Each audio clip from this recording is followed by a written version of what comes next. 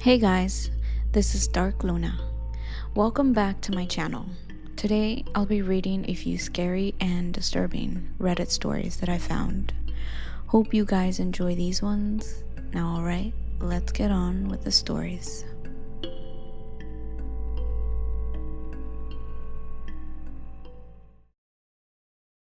Over the heath, there was an ancient crumbling waterhouse where the entire estate's water system was managed. Believe me, we thought it was a miracle how anything that old and manky could keep and pump out any water. But it did. It was made with bricks, with a black slate roof and iron doors, although at the time of the incident, it was just a shadow of its former self. And it didn't have any doors. The windows were all smashed in by generations of kids throwing rocks and stones at them.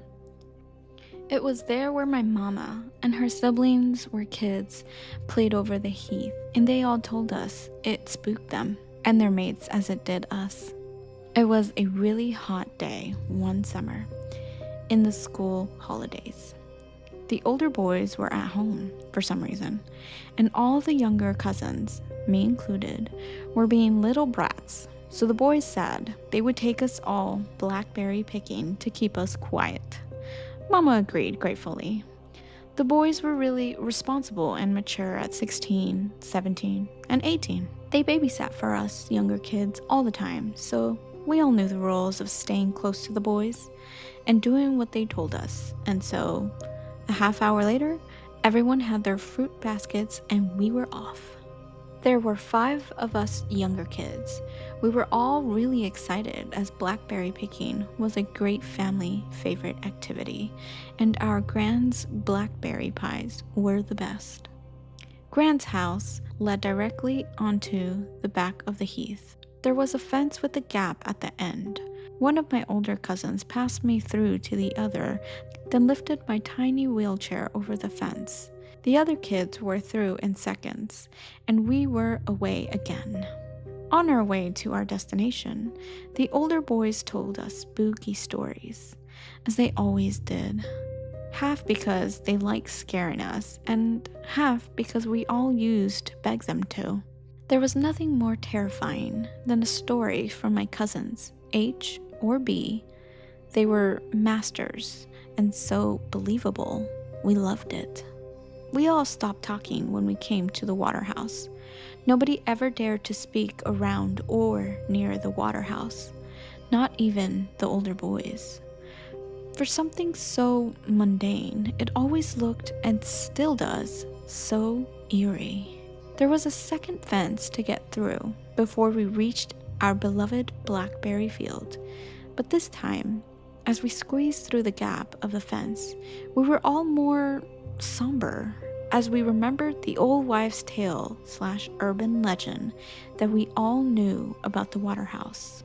The story goes, once in the early 1960s, there was a gang of bank robbers. They were local to the area and were really nasty pieces of work. Their expertise was terrorizing bank customers and staff alike before grabbing and shooting anything that moved. They did several jobs without getting caught, but they really messed up a particular job, and a sweet 19-year-old trainee bank clerk was shot to death, and 5 more people were seriously injured. One of the gang was also shot to death, along with the nastiest member of the gang being seriously wounded in the crossfire. It is said that the remaining gang member escaped with just a few hundred and made their way over to the heath and hid out in the waterhouse. It was newish at the time and was a perfect hiding spot for the murderers. There was a lot of contention and stress between the remaining gang. Months, although it was never proven how, the bodies of all 3 of the remaining gang members were discovered rotting away in the waterhouse 6 months later. A few years after, the weird stuff and creepy noises started occurring near and around the waterhouse. Mysterious hairy figures were glimpsed moving stealthily among the pipes and wires. A dank, moldy, rotten smell like aging riverweed was always smelt around the area of the waterhouse, and eerie wails and menacing murmurs could be heard day and night. In the late 70s, there was a spate of mysterious deaths of homeless people who would shelter over the heath not too far from the waterhouse. There was nothing to ever link the deaths to the waterhouse, but the locals soon started giving the waterhouse and surrounding area a wide berth because of the creepy history and dark reputation, and that left the waterhouse abandoned and in disrepair. That's what we knew of the waterhouse's dark history. That is why we were so wary and anxious to get away from it as quickly as possible. When we were all through the gap in the fence further away from the waterhouse, us younger cousins built up enough courage to glance over at the building of ill repute. Before being rounded up by the older boys, A put me in the wheelchair again, and we set off to the blackberry field. We soon arrived at the field, where some other local kids we knew were already there, and we spent a nice afternoon picking and eating the juicy, sweet blackberries, and splashing in the river, and soon the sun was getting low, and it was time for home.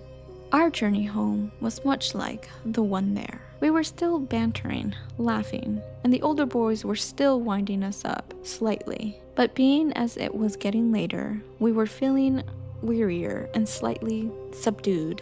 When we reached the fence before the waterhouse, the air felt slightly too close, like before a thunderstorm. The youngest of the 3 older boys got me out of the wheelchair so that B could lift it over the fence. The other kids were already on the other side of the fence with H and B. A suddenly said to his brother in a low, guarded voice, "Something moved in the back of there, bro." B just looked at him sideways. Out of the boys, A was the most likely one to pull a stunt or wind anyone up for a laugh. But A was straight-faced. A said, "I'm going to have to look." Passed me through to B and squeezing past us all. "Wait up, A. We've got..." Having put me in my wheelchair, B had moved forward towards his brother when we all heard A shriek out in horror and disgust, and the 2 boys moved back quickly. H, having already taken me out of my wheelchair again, had told everyone to run, and we did. B picking up my tiny wheelchair, folding it up while running. A grabbing the other 2 kids' hands and following B, and H running with me on his shoulder, holding my other cousin's hand. We ran and ran. A kept saying, "Don't look back, don't look back." I did, but saw nothing. We didn't stop till we got to the fence, which led back to the road on the estate, and we could actually see civilization again. We were all completely exhausted, especially the older boys. Before we slipped through the fence to the road, B, holding himself up by the railing, asked, "What did you see, eh?" Yellow eyes, hairy face." All of us younger kids began to panic and scream, and H had to calm us all down. He said that we were safe and it would be all right, but we all wanted to get as far away from the waterhouse as possible. He said that we were safe and it would be all right, but we all wanted to get as far away from the waterhouse as possible. When we got home, we all looked bedraggled and slightly nervy. Mama and my auntie noticed this and asked the boys what was wrong. H just said that we just got spooked by an old drunk man in the bushes looking for golf balls to sell. And as that was quite commonplace over the heath, Mama and my auntie just gave us kids a pep talk and hugged us. We never did tell my mama or auntie the truth about the yellow eyes and hairy face, or find out what it actually was, but us kids didn't go near the waterhouse for a long time after.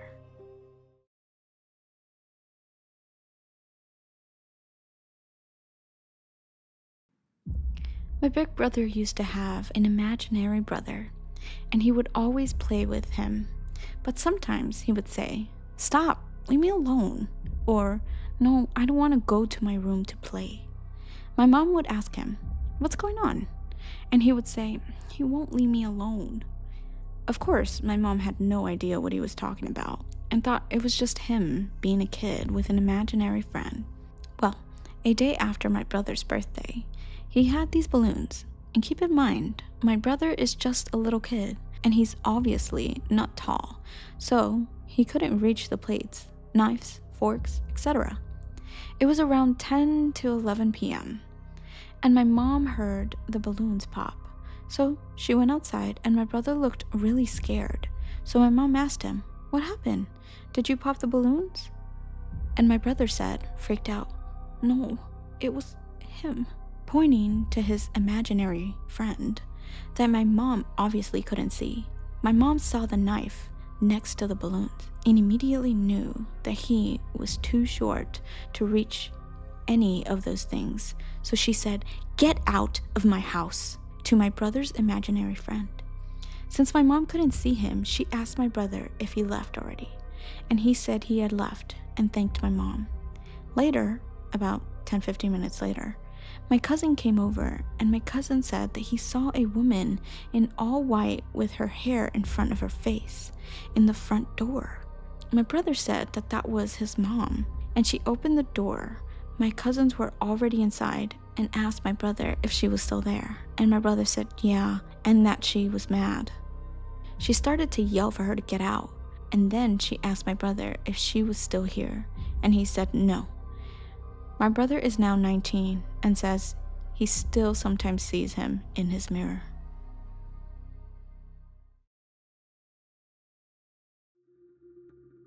This happened when I was 12. I am a female. At a country club on the 14th April. This still creeps me out just thinking about it.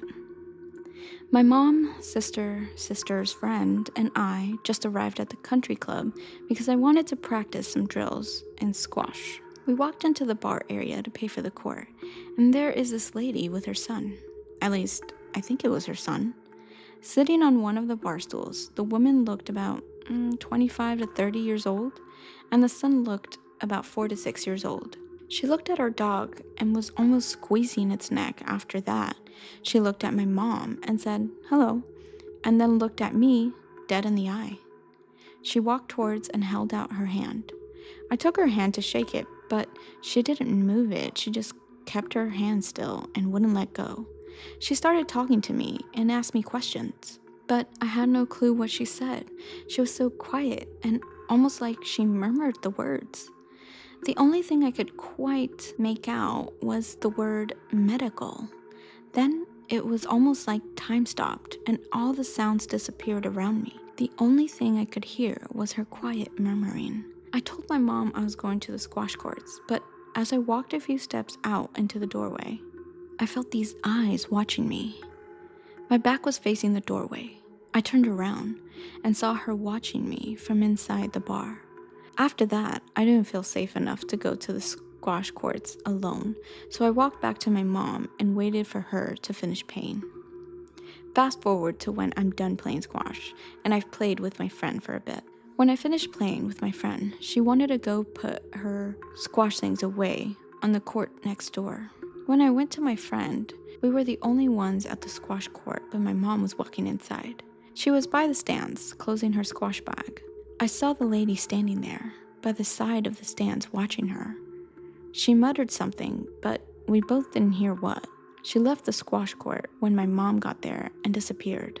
I walked my friend to her parents, and I quickly walked back to my mom. But it's very weird because I can't get a good picture of her in my head, even though she almost stared into my soul. I just cannot remember what she looked like, and I had a pain in my head. We have never seen her since and still wonder what she might have done if I left my friend by herself. Has anyone had a similar experience?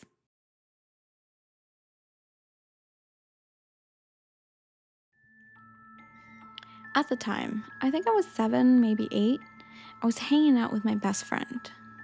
In my house, we had the most awesome basement where we would always hang out. One time, me and my best friend were home alone when we were hanging out. We opened the basement door and walked down the stairs to the basement. In the past, we always said we could hear weird noises from the cellar under the basement stairs. It always scared us, but we never thought anything of it. Anyways, we were just playing in the basement home alone when we heard the noise again. It sounded like a man's voice or something. We were so freaked out, especially since we were home alone. We eventually got up enough courage to open the cellar door and see if anything was in there. Nothing was there, so we wiped it off and continued playing. Soon after, we heard it again. Now, we were really scared. I told my best friend I would get out my iPad and record, see if anything was there. So I grabbed my iPad, opened the cellar door, turned on the cellar lights, propped up my iPad, and closed the cellar door. We were so scared we ran upstairs. We left the video recording for about 6 minutes. We were scared, but we came back down and opened the cellar door and turned off the video. Scared out of my mind, my best friend and I sat down and watched the video. The video looked normal for about 15 seconds until you could hear us walking up the stairs, exiting the basement, when the video just went black, completely black. The rest of the video was black all the way until you could hear us walking back down the basement stairs when the video went back to normal. It wasn't like the lights went out, but something covered the camera. It was especially weird because nothing was in the way of the iPad. I'm still weirded out to this day.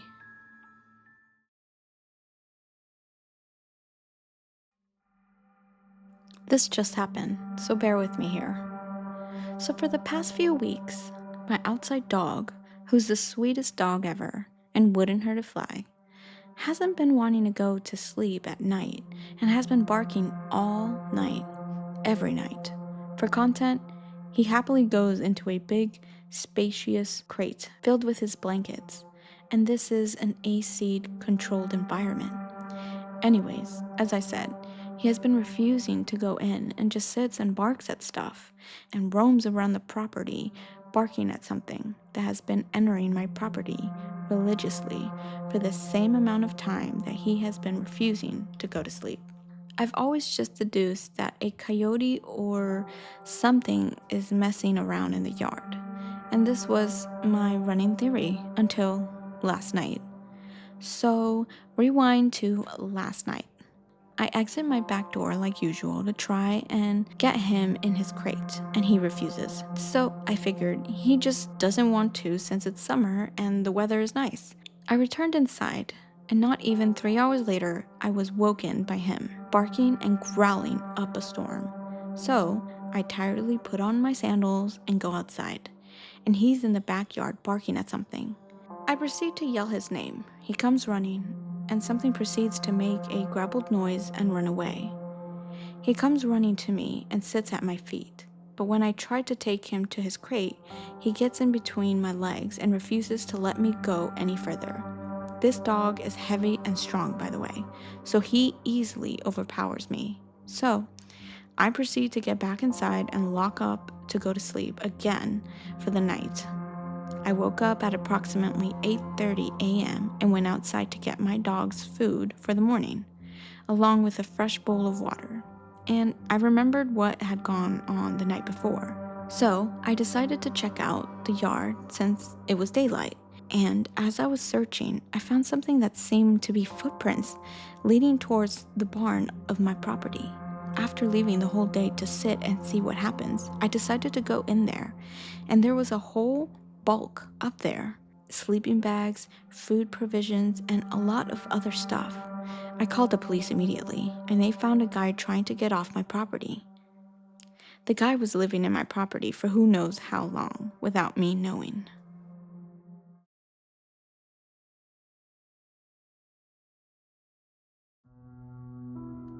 I have a lot of scary stories to tell that have happened to me and my family, but for now, I can tell one that has been on my mind since it happened, that happened to my aunt. For little content, my Aunt Kim, not her actual name, claims she has a hex. My Aunt Kim, her youngest daughter Lily, not actually her name either, were home alone sleeping in their room. My aunt's room is at the end of the hallway. She woke up in the middle of the night to get a glass of water. She made it halfway through the living room when she looked up and saw a pale lady with a blue dress and distorted face standing in the doorway to the kitchen, pointing at her. My aunt blacked out, and when she tuned back in, or woke up, she was sitting in her car in the middle of the train tracks. When she realized where she was and looked at the time, it was 3 a.m. She called her friend in tears. Her friend managed to calm her down and asked where Lily was, and asked if she was with her in the car. Lily wasn't in the car. She was in the house alone. When my aunt went back to the house, she realized she left the front door open. She went into the house and saw Lily on the couch. Apparently, Lily woke up and tried to get her attention as she was leaving the house, but my aunt didn't acknowledge her. They got their things and spent the rest of the week at my other aunt's house.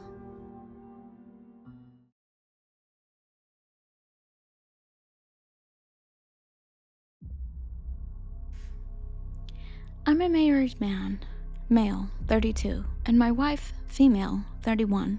Let's call her Bree. We've met when we were teens at high school.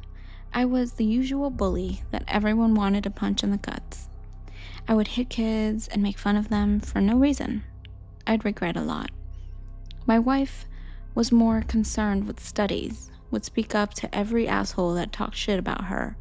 In my young eyes, back then, the perfect victim. Until one day at math class, I was 100% sure I knew the answer, but then Bree spoke up. She humiliated me with words, saying the right answers that were the complete opposite of mine. I was angry, with everyone laughing at me as she was praised, but I went quiet. After that one day, I was getting to school late until she bumped into me, panicking, her eyes wide, and looked everywhere as if she was trying to find out where she was. I raised an eyebrow and asked, "What happened?" She didn't know it was me, panicking, saying she was in the library when everything started to melt. Looking into her pupils, I noticed she was drugged, badly drugged. I asked the obvious, "Did you take any drugs?" She said, "No." I believed her. She's the type who hates drugs. I asked if she drank anything. She showed me her water bottle. I don't know how she didn't see the pills at the bottom. I sighed and grasped her chin, trying to get answers from her as she panicked. From afar, I saw my ex-friend, Andrew, coming up to me with a sadistic smile. "You found her," he was laughing. I obviously asked what happened, and he told me something that made my heart sink. I bought some stuff to get revenge on the day from the math class. I tried to keep him away from her, but he insisted on going further. I panicked as Bree started to foam from her mouth, falling on her knees. I didn't know what to do. I just grabbed Andrew by the arm and walked away, leaving her behind. Later, I only heard the screams from students. They found her body in the hall. The commotion didn't stop me from checking on her. The nurses were trying CPR. The paramedics arrived. The principal was furious. Since Bree is an orphan, she didn't have a legal guardian to be with her there. The principal looked around and pointed at me, barking at me to go. Damn it all, I thought. It was all my fault. All I could do was go with her, and I did. I stayed with her during her whole recovery, and I'll admit, I felt alive with her. She was funny, made jokes even in her state. I fell in love, yet she didn't remember it was me who left her there, almost to die, and I never told her that. I feel guilty. It eats me every day to think she almost died, and it kills me when she says I'm not as bad as everyone says. Nowadays, we're together with a 2-year-old son. I feel self-hatred every day. She almost died because of me, and she doesn't know. I wonder if she'll ask for divorce if I tell her. She's a strong woman, and I don't want to lose her, but lately I've been having nightmares about it. Alright guys, that wraps up today's stories from Reddit. Please feel free to let me know what stories you enjoyed the most. Don't forget to like and subscribe my channel, helps the channel grow a lot tremendously. I appreciate you all. Until next story time, bye!